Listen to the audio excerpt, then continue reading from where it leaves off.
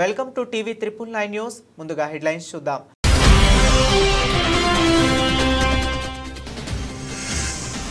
One big beautiful బిల్లుకు చట్టబద్ధత సంతకం చేసిన ట్రంప్.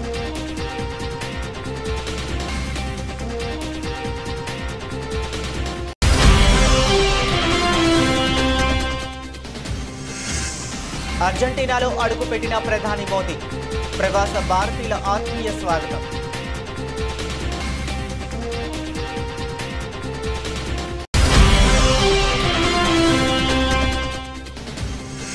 అమెరికా సుంకాలకు ప్రధాని మోదీ తలొగ్గుతారని రాహుల్ విమర్శ. మంత్రి పీయూష్ గోయల్ గుండెలు బాదుకోవటం ఖాయమన్న రాహుల్.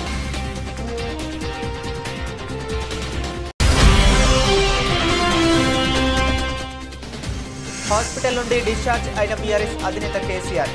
పలకరించేందుకు వచ్చిన నేతలతో కేసీఆర్ మాట్లాడిన మాజీ సీఎం.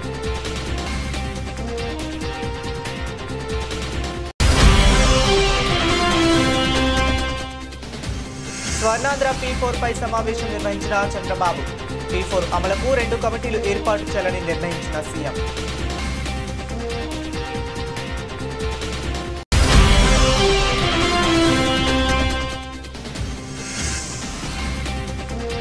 పసిడి ప్రియులకు గుడ్ న్యూస్. తగ్గిన బంగారం ధరలు.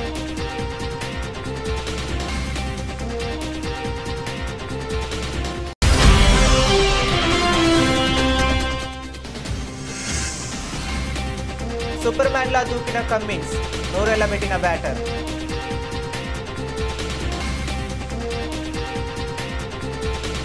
ఇక డీటెయిల్స్ లోకి వెళితే అమెరికా అధ్యక్షుడు డొనాల్డ్ ట్రంప్ కలల బిల్లు చట్టంగా మారింది. పన్నుల్లో కోతలు, వ్యయ నియంత్రణల కోసం తీసుకొచ్చిన వన్ బిగ్ బ్యూటిఫుల్ బిల్లుపై రిపబ్లికన్ పార్టీ సభ్యులు, అధికారులు హర్షాతిరేకాల మధ్య ట్రంప్ సంతకం చేశారు.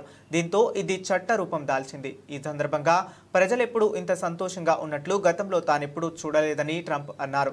ఈ చట్టంతో అందరికీ లబ్ధి జరుగుతుందన్నారు. సాయుధ బలగాల గురించి మొదటి రోజు వారి కార్మికుల వరకు కొత్త చట్టం మద్దతుగా ఉంటుందన్నారు.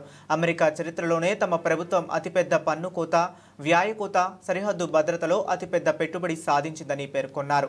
విస్తృత ఆర్థిక, పన్ను, వలస విధానాల చట్టం అమెరికా రాజకీయాలతో పాటు ప్రపంచ ఆర్థిక వ్యవస్థపై ప్రభావం చూపుతుందని విశ్లేషకులు భావిస్తున్నారు. అమెరికాలో కార్పొరేట్ కంపెనీలు, ఉన్నత ఆదాయ వర్గాలు, టిప్, ఓవర్ టైం వేతనదారులకు ఇది లాభదాయకమైనప్పటికీ తక్కువ ఆదాయ గల కుటుంబాలు, వలసదారులు పునరుత్పాదక రంగా నష్టపోతున్నాయి. అదేవిధంగా లక్షలాది మంది అమెరికన్లు ఆరోగ్య బీమా కోల్పోతున్నారని చెబుతున్నారు. ఇందులో విధించిన పని నిబంధనలతో సుమారు 1.2 కోట్ల మంది తమ వైద్య బీమా కోల్పోయే ప్రమాదం ఉంది.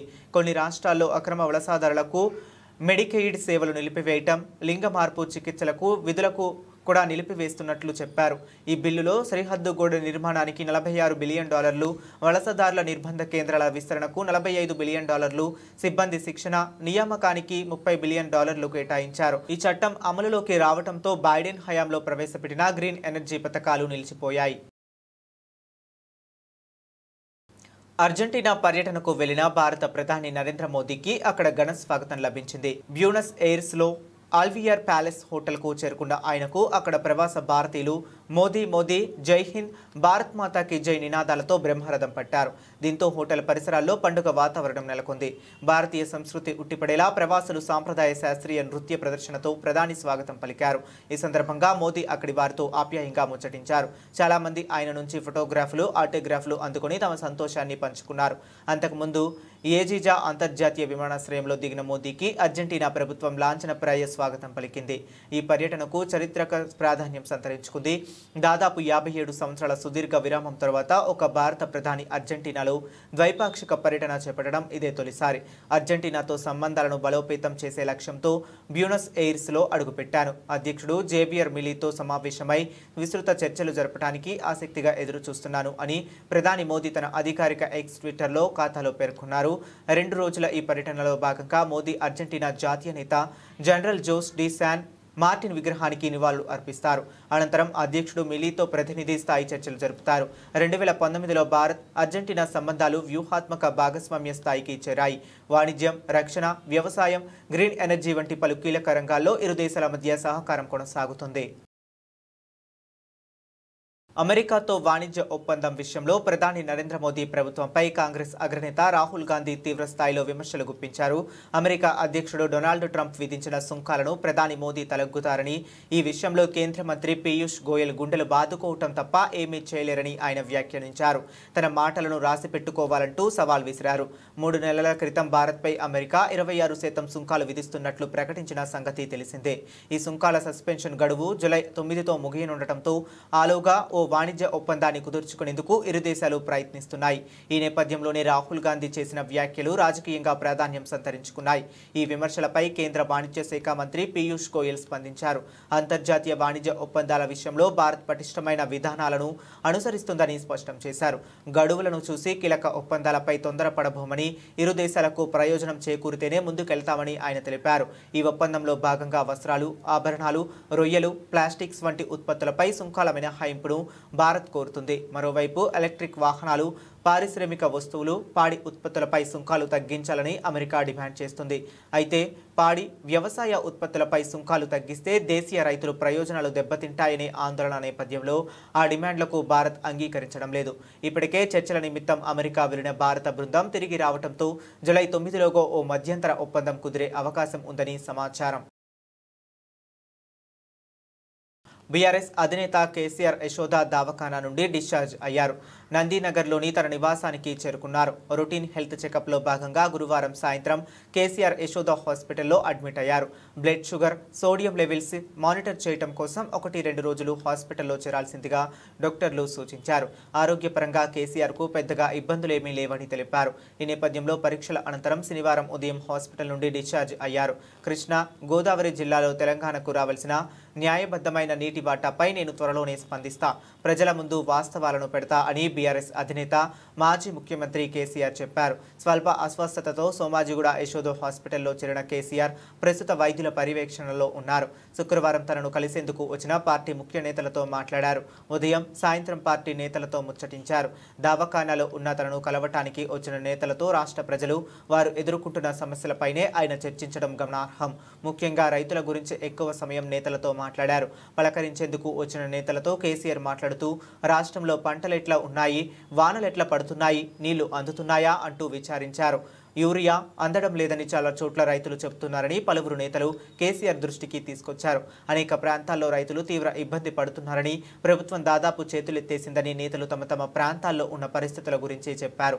బీఆర్ఎస్ హయాంలో ఏనాడు ఇలాంటి ఇబ్బందికర పరిస్థితి రాలేదని రైతులే చెప్తున్నారని, ఈసారి విత్తనాలు, ఎరువుల కొరత తీవ్రంగా ఉన్నదని చెప్పారు. రాష్ట్ర ప్రభుత్వం సాగునీటి రంగాన్ని పూర్తిగా నిర్లక్ష్యం చేస్తుందని కొంతమంది నేతలు చెప్తారు. కృష్ణా, గోదావరి జిల్లాల్లో తెలంగాణకు రావాల్సిన న్యాయబద్ధమైన వాటా గురించి ప్రభుత్వం చేస్తున్న వితండం, అర్థం పర్థం లేని వాదన గురించి చర్చకు రాగా దీనిపై త్వరలోనే తాను స్పందిస్తానని, ప్రజల ముందు వాస్తవాలు పెడతానని కేసీఆర్ చెప్పారు. తెలంగాణ ఉద్యమం, కొత్త రాష్ట్రం ఏర్పాటు తర్వాత ప్రభుత్వం ఎదుర్కొన్న సవాళ్లు వంటి వాటిని నాయకుల వద్ద కేసీఆర్ గుర్తు చేశారు. భద్రాద్రి కొత్తగూడెం జిల్లా డీసీసీ అధ్యక్షుడు పొందెం వీరయ్య సంచలన వ్యాఖ్యలు చేశారు. దుమ్ముగూడెం మండలం కాంగ్రెస్ కార్యకర్తల సమావేశంలో స్థానిక ఎమ్మెల్యే వెంకట్రావుపై అసంతృప్తి వ్యక్తం చేశారు. ఎమ్మెల్యే తెల్లం వెంకట్రావు అసలైన కాంగ్రెస్ వ్యక్తి కాదు, వేరే పార్టీలో గెలిచి ఈ పార్టీకి వచ్చాడు. ఆయన రావటం వల్ల ఒరిజినల్ కాంగ్రెస్ కార్యకర్తలకు అన్యాయం జరిగింది. ఎమ్మెల్యే వెంకట్రావు ప్రవర్తనతో పార్టీకి మాత్రమే కాకుండా ప్రజల విశ్వాసానికి కూడా భంగం కలుగుతుంది. దశాబ్ద కాలంగా కాంగ్రెస్ పార్టీ కోసం కష్టపడ్డా నియోజకవర్గంలో పార్టీ శ్రేణులు ఎదుర్కొంటున్న సమస్యలపై జిల్లా మంత్రులకు మరియు ముఖ్యమంత్రికి దృష్టికి తీసుకెళ్తాను అని పొందెం వీరయ్య మాట్లాడారు.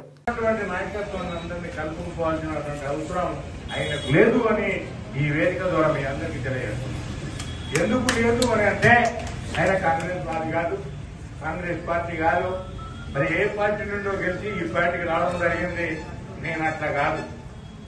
పొందెం వీరయ్య అనేటోడు మరి రిలీజన్ ఎక్కడ కూడా ఏనాడు కూడా ఇంకో పార్టీకి నేను ఓటు వేయలే, ఇంకో పార్టీకి పనిచేయలే, ఇంకో పార్టీకి నేను అది చేయలే. మీరు ఏదైతే మరి కాంగ్రెస్ పార్టీ నన్ను మీ ఇక్కడికి పంపిస్తే ఆ రోజు 11 రోజులలోనే నేను ఎమ్మెల్యేకి గెలిచిన.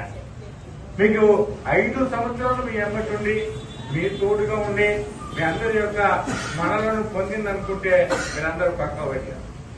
మరలా పక్క పెట్టారు. ఆ కర్మని మనం అందరం అనుభవిస్తున్నాం. అనుభవిస్తలేమనేది కాదు, మీ అందరికీ తెలుసు. కాబట్టి ఏదున్నా ఏది లేకపోయినా ఆయన రావడం అనేది మన వాళ్ళకి అన్యాయం జరిగింది అనేది నిజం. ఇట్లా ఎలాంటి పొరపంచాలు లేవు. ఇక్కడ ఏదో మనం నీతులు చెప్పుకోవాల్సిన అవసరం లేదు. తమ్ముడు చెప్పాడు, ఏది కాశీనగర్ మండు మన సున్నం బట్టిలో మీ దాని గురించి మేము ఎంత పోరాడి దాదాపుగా 25-26 లక్షలు పెట్టి మేము తిప్పి మమ్మల్ని ట్రిబ్యునల్ వేసి ఆపు చేయించడం జరిగిందనే విషయాన్ని మన పార్టీకి వచ్చిన తర్వాత నేను ఓడిన ఎమ్మెల్యేగా నేను రాసేటందుకు నాకు అధికారాలు లేవు. ఎందుకు లేవు అని అంటే మన ముఖ్యమంత్రి వారు ఎవరైతే తీసుకున్నప్పటికీ వారి ధోరణే, వారి లెటర్ ప్యాడ్ ధోరణే మనకి ఇవ్వాలి. అయినా కూడా రాసేటప్పుడు మేము సీనియర్ నాయకులం, కాంగ్రెస్ వాదులం, మరి ఇక్కడ కాంగ్రెస్ వాదులు ఎవరున్నారని కూర్చోబెట్టినందుకు అడగాల్సిన బాధ్యత ఇప్పుడు మన దాంట్లో కలిసినటువంటి ఎమ్మెల్యే గారికి ఉందని ఈ సందర్భంగా మీకు చెప్పాలి. ఏం పీకుతారు అనేది చెడు మాట కాదు. దీనిని హిందీలో ట్రాన్స్లేట్ చేస్తే క్యా ఉకాడతా అని అర్థం. నేను తెలుగులో ఇప్పుడే నేర్చుకుంటున్నా. ఫ్లో వచ్చినప్పుడు ఏం చేయలేను. కవితకు కేటీఆర్ భార్యకు క్షమాపణలు చెప్పాను. ఫోన్లో వచ్చిన మాటలను మనసులో తీసుకోవద్దు. మహిళా కమిషన్ ముందు విచారణకు హాజరైన అనంతరం కాంగ్రెస్ నేత ఫిరోజ్ ఖాన్ మీడియాకు వివరించారు. ఎవరైనా పోటీ చేయవచ్చు, రైట్? కేటీఆర్ కూడా అక్కడ రిజైన్ ఇస్తాడు. సిరిసిల్లా కేటీఆర్ పోటీ చేయవచ్చు, కేటీఆర్ పెళ్ళం పోటీ చేయవచ్చు, కేటీఆర్ పెళ్ళం పోటీ చేయవచ్చు, రైట్? అందరికీ ఆ అర్హత ఉన్నది మన డెమోక్రసీలో. So all are welcome. ఒకటే చెప్తా నేను, బెస్ట్ మ్యాన్ ఎదుర్కొంటారా కవిత గారు? బెస్ట్ మ్యాన్ కవిత పీక్తది. కవిత పీక్తది. కవిత ఎవరమ్మా? సోనియా గాంధీ లేకుంటే అట్లీస్ట్ ప్రియాంక గాంధీ? ఎవర్ కవిత? ఆ బీఆర్ఎస్ కవితకి చెప్పేస్తున్నాం ఈ ఛానల్ ముందు. స్వర్ణాంధ్ర P4 లోగోను ముఖ్యమంత్రి చంద్రబాబు ఖరారు చేశారు. స్వర్ణాంధ్ర P4 ఫౌండేషన్ తొలి జనరల్ బాడీ సమావేశం ముఖ్యమంత్రి చంద్రబాబు నేతృత్వంలో శుక్రవారం జరిగింది. జూమ్ ద్వారా జరిగిన ఈ సమావేశంలో P4 పథకం సమర్థవంతంగా అమలు చేసేందుకు 2 కమిటీలు ఏర్పాటు చేయాలని చంద్రబాబు నిర్ణయించారు. P4 అమలు పర్యవేక్షణ కొరకు జిల్లా, నియోజకవర్గ స్థాయి చాప్టర్లు ఏర్పాటు చేయాలని ముఖ్యమంత్రి చంద్రబాబు ఆదేశించారు. కమిటీల్లో ఇన్ఛార్జ్ మంత్రులు, ఎంపీలు, ప్రజాప్రతినిధులు, అధికారులు సభ్యులుగా ఉంటారని చెప్పారు. P4 అమలులో బాపట్ల జిల్లా ప్రథమ స్థానంలో నిలిచిందని ముఖ్యమంత్రి అన్నారు. ఆగస్టు 15 నాటికి 15 లక్షల బంగారు కుటుంబాలు, 1,00,000 మంది మార్గదర్శకులను గుర్తించాలని నేతలు, అధికారులకు చంద్రబాబు సూచించారు. అయితే ఈ పథకం అమలుపై ప్రజల్లో పలు అనుమానాలు ఉన్నాయని ఎమ్మెల్యేలు ముఖ్యమంత్రి దృష్టికి తీసుకురాగా ఆయన ఆ అనుమానాలను నివృత్తి చేశారు. P4 వల్ల సంక్షేమ పథకాల్లో కోత ఉండదని స్పష్టం చేశారు. ఇది సంక్షేమానికి అదనమని తెలిపారు. P4 పథకంపై ప్రజల్లో ఉన్న అపోహలను నేతలు, అధికారులు తొలగించాలని సూచించారు. బంగారు కుటుంబాలకు సరైన సమయంలో సహకారం, నిరంతర గైడెన్స్ ఇవ్వటం మార్గదర్శకుల బాధ్యతగా తీసుకోవాలని చెప్పారు. రేవంత్, మేము చర్చకు రెడీ. నీకు దమ్ముంటే 8వ తారీఖు నాడు సోమాజిగూడ ప్రెస్ క్లబ్ కురా. రేవంత్ సవాల్ను బీఆర్ఎస్ వర్కింగ్ ప్రెసిడెంట్ కేటీఆర్ స్వీకరించారు. చంద్రబాబు నాయుడు కోవర్టు రేవంత్ రెడ్డి ఇవాళ తెలంగాణను ఏలుతున్నారు. రేవంత్ రెడ్డి, నువ్వు ఎప్పుడు ఎక్కడ చర్చ పెట్టినా మేము సిద్ధం.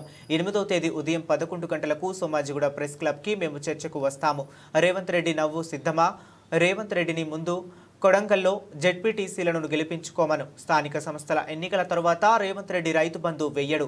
రైతులకు ఎకరానికి 15,000, 3 పంటలు వేస్తానని అన్నాడు. ఎవరికైనా పడ్డాయా? స్థానిక సంస్థల ఎన్నికలు ఉన్నాయని ఇప్పుడు రైతు భరోసా డబ్బులు వేశాడు. ఎన్నికలు అయిపోయాక రైతు బంధుకు రామ్ 4 పంటలు కలిసి అసలు పట్టాదారు రైతులకు 24,000 కోట్లు, కౌలు రైతులకు 15,000 కోట్లు, మొత్తం 39,000 కోట్లు ఎగ్గొట్టాడు. రైతు రుణమాఫీ 38,000 కోట్లు ఎగ్గొట్టిండు. కేసీఆర్ నాట్లు వేసేప్పుడు రైతు బంధు వేస్తే రేవంత్ రెడ్డి ఓట్లు వేసేటప్పుడు రైతు బంధు వేస్తున్నాడు. నిజాలు మాట్లాడిన కాంగ్రెస్ ఎమ్మెల్యే అనిరుద్ రెడ్డిని నేను అభినందిస్తున్నాను. చంద్రబాబు నాయుడు కోవర్టు రేవంత్ రెడ్డి ఇవాళ తెలంగాణను ఏలుతున్నాడు. రాష్ట్రంలో నడుస్తున్నది ప్రజాపాలన కాదు, కోవర్టు పాలన అని కేటీఆర్ ఎద్దేవా చేశారు. రైతులకు ఎగ్గొట్టిందంతా యాక్చువల్గా ఇచ్చిందంతా రేవంత్ రెడ్డి ప్రభుత్వం. మీరు చెప్పింది ఏంది? అసలు ఇచ్చింది ఏంది? మీరు చెప్పింది ఏంది? రైతు భరోసా ఎకరానికి 15,000 ఇస్తామని చెప్పినావు నువ్వు. కేసీఆర్ 10,000 ఇస్తున్నాడు బిచ్చం వేసినట్టు, నేను 15,000 ఇస్తా అన్నావు. కేసీఆర్ 2 పంటలకు ఇస్తున్నాడు, నేను 3 పంటలకు ఇస్తా అన్నావు. ఇవాళ ఏం చేస్తున్నావు మరి? ఇచ్చినావా ఎక్కడన్నా 15,000? అసలు రైతు భరోసా పేరుకు అర్థం ఉందా, తాత్పర్యం ఉందా? ఇంకొక మాట కూడా అడుగుతా ఉన్నా రేవంత్ రెడ్డిని నేను. నువ్వే కదా ఉత్తరం రాస్తే కౌలు రైతులకు 22 లక్షల మంది కౌలు రైతులకు ఉత్తరం రాసిండి మొగోడు. మీ అందరికీ నేను రాగానే ఇస్తా, ఇచ్చేస్తూనే ఉన్నా, వస్తూనే ఉన్నా, ఇస్తా అని చెప్పి రెచ్చగొట్టిండు. ఇవాళ అసలు రైతులకు ఎగ్గొట్టింది, పట్టదారులకు ఎగ్గొట్టింది ఈ 4 పంటలు కలిపి 24,000 కోట్లు, కౌలు రైతులకు ఎగ్గొట్టింది 15,000 కోట్లు. మొత్తం కలిపితే ఈ ప్రభుత్వం ఒక్క రైతు బంధులనే ఎగ్గొట్టింది 39,000 కోట్లు. ఎట్లా లెక్క అంటారా మీరు? ఇవాళ లెక్క కూడా నేను తీసుకొచ్చిన, మీరు చూసుకోవచ్చు. ఒక్కొక్క ఎకరానికి ఎంత ఎగ్గొట్టిండు, మొత్తం కలిపి 39,000 కోట్లు ఎగ్గొట్టిండు ఒక రైతు బంధుల్నే. ఇక రైతు రుణమాఫీ తీసుకుంటే అక్కడ దాదాపు 38,000 కోట్లు ఎగ్గొట్టిండు. 50,000 కోట్ల లెక్కను 12,000కు రౌండ్ ఆఫ్ చేసి ఆడొక 38,000 కోట్లు ఎగ్గొట్టిండు. రైతు బంధులో ఇంకో 39,000 కోట్లు ఎగ్గొట్టిండు. ఎట్లా అంటారా? 2023-24 రబీలో ఒక్కొక్క ఎకరానికి ఆనాడు 2,500 ఎగ్గొట్టిండు, 5,000 ఇచ్చి చేతులు దులుపుకున్నాడు. అప్పుడే ఎలక్షన్ అయిందన్నాడు. అప్పుడు కేసీఆర్ గారు పెట్టిన 7,500 కోట్లు ఇచ్చిండు. ఇచ్చి 2,500 ఎకరానికి అప్పుడే ఎగ్గొట్టిండు. తర్వాత ఒక పంట అయితే మొత్తానికి ఎగ్గొట్టిండు. ఎందుకంటే కేసీఆర్ ఏమో నాట్లు వచ్చినప్పుడు వేసేది, నాట్లు వేసేటప్పుడు రైతు బంధు వేసేది, ఈయన ఓట్లు వేసేటప్పుడే వేస్తాడు, తర్వాత వేయడు. మా రైతు సోదరులకు నేను చెప్తున్నా, మళ్ళీ ఓట్లు దాటినాయంటే తర్వాత రైతు బంధు ఉండదు. దానికి రైతు బంధుకు రామ్ మర్చిపోండి. రేవంత్ రెడ్డి గారి ప్రభుత్వం రైతు బంధును ఎగ్గొడుతుంది, ఏదో ఒకటి చెప్పి తప్పించుకుంటుంది. ఈ 2024-25లో ఆనాడు మొత్తం 23-24 వానాకాలంలో రబీల్నేమో 5,000 ఇచ్చిండు, మొత్తం 23-24 వానాకాలం ఏమో మొత్తానికి ఎగ్గొట్టిండు 7,500. అటెనక 2024-25 దానిలో కూడా మొత్తం ఎగ్గొట్టిండు 7,500. మొన్న మళ్ళీ 1,500. అంటే మొత్తం కలిపితే ఒక్కొక్క ఎకరానికి 19,000 బాకీ రేవంత్ రెడ్డి ప్రభుత్వం ఒక రైతు బంధుకి. అంటే మొత్తం కలిపితే 1,52,00,000 ఎకరాలకు తీస్తే లెక్క మొత్తం కలిపి ఇప్పుడు నేను చెప్పిన 39,000 కోట్ల రూపాయలు ఎగ్గొట్టింది కాంగ్రెస్ ప్రభుత్వం. టోటల్గా అన్నదాతకు. రమేష్ ఆత్మహత్య ముమ్మాటికి కాంగ్రెస్ ప్రభుత్వం చేసిన హత్యనే. ఇందిరమ్మ ఇల్లు రాలేదని అడిగినందుకు అక్రమ కేసులు బనాయించి పోలీస్ స్టేషన్లో టార్చర్ చేస్తున్నారు. పేదవాళ్ల జీవితాలతో చెలకాటం ఆడొద్దు, ఇష్టం ఉన్నట్లు వ్యవహరిస్తే మంచిది కాదు. హుజూరాబాద్లో 40,000 మందికి ఇందిరమ్మ ఇంటికి అర్హత ఉందని కాంగ్రెస్ ప్రభుత్వమే చెప్పింది. మరి అర్హత ఉన్నవారికి కూడా ఇందిరమ్మ ఇండ్లను ఎందుకు రద్దు చేశారు? ఏం తప్పు చేశారని పేదవాళ్లను ఇబ్బంది పెడుతున్నారని ఎమ్మెల్యే పాడి కౌశిక్ రెడ్డి మండిపడ్డారు. నా హుజూరాబాద్ నియోజకవర్గంలో ఇదే రేవంత్ రెడ్డి గారి ప్రభుత్వం ఇవాళ 40,000 మందికి సాచురేషన్ మోడ్ లో ఇల్లులు ఇస్తామని చెప్పి ఇవాళ కేవలం 1000 నుంచి 1,500 ఇండ్లు మాత్రమే ఆ హుజూరాబాద్ నియోజకవర్గంలో ఇండ్లు ప్రొసీడింగ్స్ కాపీలు ఇచ్చి మళ్ళీ అవి కూడా దొంగ ప్రొసీడింగ్ కాపీలు ఇస్తా ఉన్నారు. పేదవాళ్ళని ఇబ్బంది పెడతా ఉన్నారు. ఇలా ఇక్కడ చూడొచ్చు, మీరు మీడియాలో అందరూ చూడండి, లబ్ధిదారులు నిల్చొని ఉన్నారు. ప్రొసీడింగ్ కాపీలు ఇచ్చి మీరు ఇల్లు కట్టుకోండి అని చెప్పి ఈ విధంగా మీరు చూడొచ్చు. ఇది వాళ్ళే ఇచ్చిన ప్రొసీడింగ్ కాపీస్. ఏమని ఇచ్చారు? ఇందిరమ్మ ఇండ్లు మంజూర్ పత్రం. ఇది ఈ ప్రభుత్వం ఇచ్చిన పత్రం. ఇచ్చిన తర్వాత ఇగోండి ఎగ్జాంపుల్, మా మారం లచ్చక్క ఇల్లు శాంక్షన్ చేసిర్రు అని ఇగో ఇల్లు ఇప్పి కొంచెం జరుగురే ఇప్పి ఇల్లు కట్టుకొని అప్పు తెచ్చుకొని దాదాపు 2-3 లక్షల రూపాయలు అప్పు మిత్తికి 3 రూపాయలు మిత్తికి తీసుకొని వచ్చి వాళ్ళు ఇల్లు కట్టుకుంటుంది. ఈ పిల్లర్ వేసుకురు, మట్టేసిరు, మీకు కనబడతా ఉంది. వీళ్ళందరూ ఇట్లా వీణవంక మండలంలో ఎగ్జాంపుల్ గా ఇది చూపిస్తా ఉన్నాను. వీణవంక గ్రామంలో ఇట్లా దాదాపు 29 మంది ఉన్నారు. వాళ్ళందరూ వేసుకున్న తర్వాత ఏం చేస్తున్నారు వీళ్ళు? ఇప్పుడు ఏం చెప్తున్నారు?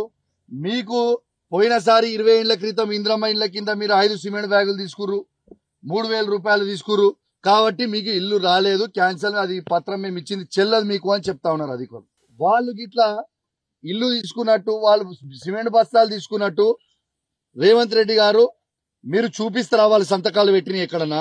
లేకుంటే వాళ్ళు డబ్బులు తీసుకున్నట్టు మీరు సంతకాలు పెట్టినట్టు చూపిస్తారా? ఏ విధంగా మీరు ఈ ఇళ్ళని క్యాన్సిల్ చేస్తారని చెప్పి నేను అడుగుతా ఉన్నాను. ఇలా ఇదే లబ్ధిదారులని మీ ప్రభుత్వమే కదా వాళ్ళని సెలెక్ట్ చేసి ఇక్కడికి వచ్చింది మీ అధికారులే కదా, ఈ మండల అధికారులను పంపించింది మీరే కదా, పంపించి ముగ్గు ఓపించింది మీరే కదా, మరి వాళ్ళకి ఎట్లా క్యాన్సిల్ చేస్తారని నేను అడుగుతా ఉన్నాను, హెచ్చరిస్తా ఉన్నాను. వాళ్ళు పేదవాళ్ళు, వాళ్ళందరూ కూడా డబ్బు తెచ్చుకొని అప్పు 3 రూపాయల మిత్తికి తీసుకొని వచ్చి ఇలా పెట్టుకుంటా ఉన్నారు. మీరు ఇయ్యకపోతే మాత్రం ఊకునే ప్రసక్తే ఉండదు. మరి పేదవాళ్ళకి ఇల్లు కట్టుకోవడానికి భారత రాజ్యాంగం అనేది పేదలకు, దళితులకు, గిరిజనులకు, బలహీన వర్గాలకు హక్కులు కల్పించిన శాశ్వత గ్రంథం. ఇది కేవలం పుస్తకం కాదు, బాపూజీ, అంబేద్కర్, పూలే వంటి మహానుభావుల ఆలోచనలకి జీవం పోసిన సమైక్య మనుగడకు ఆధారం. రాజ్యాంగానికి చిన్న ఇబ్బంది వచ్చినా సామాన్యుల హక్కులు ప్రమాదంలో పడతాయి. కాంగ్రెస్ పార్టీ ప్రజల హక్కులు కాపాడుతోంది. ప్రజల ఆశీర్వాదంతో ఏర్పడిన ప్రజాప్రభుత్వం రాజ్యాంగ పరిరక్షణే లక్ష్యంగా ముందుకు సాగుతూ సామాజిక న్యాయ సూత్రాల ఆధారంగా అనేక సంక్షేమ పథకాలు అమలు చేస్తోంది. బీఆర్ఎస్, బీజేపీకి కాంగ్రెస్ను విమర్శించే అర్హత లేదు. ప్రజా సమస్యలు పట్టించుకొని దొంగ పార్టీలని డిప్యూటీ సీఎం బట్టి విక్రమార్క అన్నారు. మిత్రులారా, ఈ రోజు దేశంలో ఒక సైద్ధాంతిక పోరాటం జరుగుతా ఉంది. రాజ్యాంగాన్ని రక్షించాలని కాంగ్రెస్ పార్టీ, ఇండియా కూటమి ఒక పక్కన, రాజ్యాంగాన్ని రూపుమార్చాలని బీజేపీకి సంబంధించినటువంటి ఎన్డీఏ కూటమి ఒక పక్కన. భారత రాజ్యాంగం అంటే అదేదో కేవలం పుస్తకం కాదు. కొన్ని దశాబ్దాలుగా, శతాబ్దాలుగా ఈ సమాజంలో ఉన్నటువంటి ప్రజల ఆలోచనలు, పూజ్య బాపూజీ మహాత్మా గాంధీ గారి ఆలోచనలు, బాబాసాహెబ్ అంబేద్కర్ గారి ఆలోచనలు, జ్యోతిరావు పూలే గారి ఆలోచనల్ని పొందుపరిచి ప్రజల అవసరాల కోసం అందించినటువంటి అద్భుతమైనటువంటి గ్రంథం భారత రాజ్యాంగం. భారత రాజ్యాంగమే లేకపోతే ఈ దేశంలో సామాన్యులకి, పేదలకి, దళితులకి, గిరిజనులకి ఎవరికి కూడా ఎటువంటి హక్కులు లేకుండా కేవలం రాజులకి, రాజ్యాధికారం చేసేటువంటి పెద్దలకి మాత్రమే సమాజంలో ఉన్నటువంటి గౌరవం దక్కేది. అటువంటి పరిస్థితిలో ఈ దేశంలో ఉన్నటువంటి ప్రతి పౌరుడికి కూడా సమానమైనటువంటి హక్కుని, గౌరవాన్ని కల్పిస్తూ ఈ దేశ సంపదని, ఈ దేశంలో ఉన్నటువంటి అవకాశాలని అందరికీ సమానంగా అందించాలని ఈ భారతదేశానికి బాబాసాహెబ్ అంబేద్కర్ కాంగ్రెస్ పార్టీ ఆధ్వర్యంలో అద్భుతమైనటువంటి భారత రాజ్యాంగాన్ని అందిస్తే దాన్ని అమలు చేయాలని ఈరోజు కాంగ్రెస్ పార్టీ పెద్ద ఎత్తున మనందరం, మన నాయకులు పోరాటం చేస్తూ ముందుకు పోతా ఉన్నాం. దాన్ని నిలబెట్టుకోవటమే మనందరి భవిష్యత్. పొరపాట్ల భారత రాజ్యాంగానికి చిన్న ఇబ్బంది జరిగినా ఈ దేశంలో ఉన్నటువంటి సామాన్యులు అందరూ కూడా హక్కులు కోల్పోయేటువంటి అత్యంత ప్రమాదకరమైన పరిస్థితులు ఈ దేశంలో దాపురిస్తాయి. అటువంటి రాజ్యాంగ స్ఫూర్తితో కాంగ్రెస్ పార్టీ ఇచ్చినటువంటి పిలుపుతో ఈ రాష్ట్రంలో మీ అందరి ఆశీస్సులతో అధికారంలోకి వచ్చినటువంటి కాంగ్రెస్ ప్రభుత్వం వచ్చిన నాటి నుంచి ఈనాటి వరకు ఆ సామాజిక న్యాయ సూత్రాన్ని అమలు. భారత స్త్రీలకు బంగారం అంటే ఎంత ఇష్టమో ప్రత్యేకంగా చెప్పక్కర్లేదు. ఎంత బంగారం ఉన్నా ఇంకా కావాలని అంటారు. ఇక శుభకార్యాల్లో కూడా బంగారం కీలక పాత్ర పోషిస్తూ ఉంటుంది. జనం పెట్టుబడులకు కూడా బంగారాన్ని ఎంచుకుంటున్నారు. అంతర్జాతీయ మార్కెట్లో చోటు చేసుకున్న పరిణామాలతో గత కొద్ది రోజుల నుండి బంగారం ధరలు పెరుగుతూ పోయాయి. నేడు మాత్రం బంగారం కొనాలనుకునే వారికి ఊరట లభించింది. బంగారం ధరలు తగ్గాయి. హైదరాబాద్లో నిన్న 10 గ్రాముల 24 క్యారెట్ల బంగారం ధర 98,730 రూపాయల దగ్గర ట్రేడ్ అయింది. 10 గ్రాముల 22 క్యారెట్ల బంగారం ధర 90,500 రూపాయల దగ్గర, 10 గ్రాముల 18 క్యారెట్ల బంగారం ధర 74,050 రూపాయల దగ్గర ట్రేడ్ అయింది. నిన్నటితో పోల్చుకుంటే 10 గ్రాముల బంగారంపై గ్రాముకు ₹1 చొప్పున 10 గ్రాముల తగ్గింది. 10 గ్రాముల 24 క్యారెట్ల బంగారం ధర 98,720 రూపాయల దగ్గర, 10 గ్రాముల 22 క్యారెట్ల బంగారం ధర 90,490 రూపాయల దగ్గర, 10 గ్రాముల 18 క్యారెట్ల బంగారం ధర 74,050 రూపాయల దగ్గర ట్రేడ్ అవుతుంది. మొన్నటి వరకు బంగారం ధరలతో సంబంధం లేకుండా వెండి ధరలు ప్రతిరోజు ఎంతో కొంత పెరుగుతూ పోయాయి. కానీ ఈ రోజు వెండి ధరలు కూడా తగ్గాయి. నిన్న హైదరాబాద్ నగరంలో 100 గ్రాముల వెండి ధర 12,000 దగ్గర ట్రేడ్ అయింది. కేజీ వెండి ధర 1,20,000 దగ్గర ట్రేడ్ అయింది. ఈ రోజు 100 గ్రాముల వెండిపై ₹10, కేజీ వెండిపై ₹100 పెరిగింది. 100 గ్రాముల వెండి ధర నేడు 11,990 రూపాయల దగ్గర ట్రేడ్ అవుతుంది. కేజీ వెండి ధర 1,19,000 దగ్గర ట్రేడ్ అవుతుంది. ఆస్ట్రేలియా, వెస్టిండీస్ మధ్య జరుగుతున్న రెండో టెస్టులో ప్యాట్ కమిన్స్ అద్భుతమైన క్యాచ్ అందుకున్నాడు. రెండో రోజు విండీస్ బ్యాటర్ కేసీ కార్టీని కాటన్ బౌల్ చేశాడు. విండీస్ తన ఫస్ట్ ఇన్నింగ్స్లో 253 రన్స్కు ఆల్అవుట్ అయ్యింది. వెస్టిండీస్ తన ఇన్నింగ్స్తో 9వ ఓవర్లో కార్టీ వికెట్ను కోల్పోయింది. కమిన్స్ బౌలింగ్లో కేసీ కార్టీ డిఫెన్స్ షాట్ ఆడాడు. అయితే ఆ ఇన్సైడ్ ఎడ్జ్ తీసుకుని ప్యాట్స్కు తగిలింది. ఆ తర్వాత చాలా ఎత్తుకు ఎగిరింది. ఆ సమయంలోనే కమిన్స్ బౌలింగ్ రన్ తప్తో ముందుకు వెళ్తున్నాడు. అద్భుతమైన రీతిలో ముందుకు దూసుకుపోతూ ఆ క్యాచ్ను ఒకే చేయితో పట్టేశాడు. ఆ క్యాచ్ చూసి అందరూ స్టన్ అయ్యారు. ఫీల్డ్ అంపైర్ల నిర్ణయాన్ని టీవీ అంపైర్లకు వదిలేశాడు. కొంత సమయం తీసుకున్న టీవీ అంపైర్ ఆ తర్వాత కార్టీ అవుట్ అయినట్లు డిక్లేర్ చేశాడు. ఆస్ట్రేలియా తన ఫస్ట్ ఇన్నింగ్స్లో 286 రన్స్కు ఆల్అవుట్ అయింది.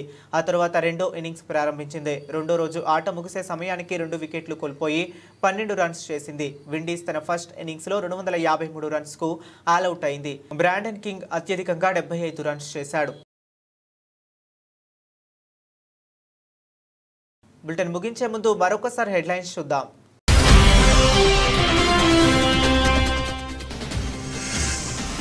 వన్ బిగ్ బ్యూటిఫుల్ బిల్లుకు చట్టబద్ధత సంతకం చేసిన ట్రంప్.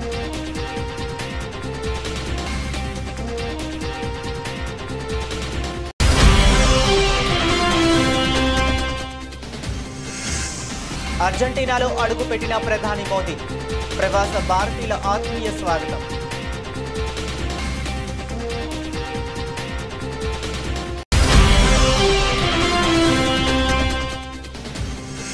అమెరికా సుంకాలకు ప్రధాని మోదీ తలొక్కుతారని రాహుల్ విమర్శ.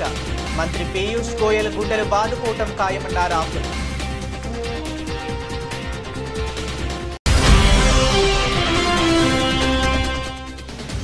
హాస్పిటల్ నుండి డిశ్చార్జ్ అయిన బీఆర్ఎస్ అధినేత కేసీఆర్. పలకరించేందుకు వచ్చిన నేతలతో కేసీఆర్ మాట్లాడిన మాజీ సీఎం.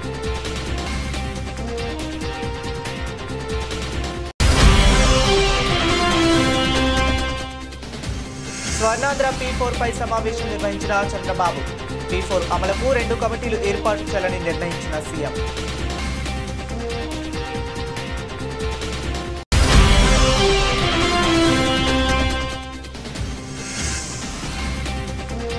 పసిడి ప్రియులకు గుడ్ న్యూస్. తగ్గిన బంగారం ధరలు.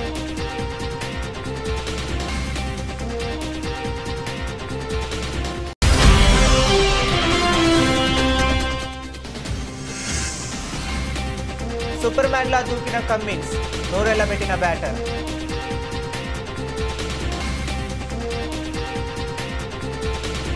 ఇవి ఇప్పటి వరకు ఉన్న అప్డేట్స్. మరిన్ని అప్డేట్స్ కోసం కీప్ వాచింగ్.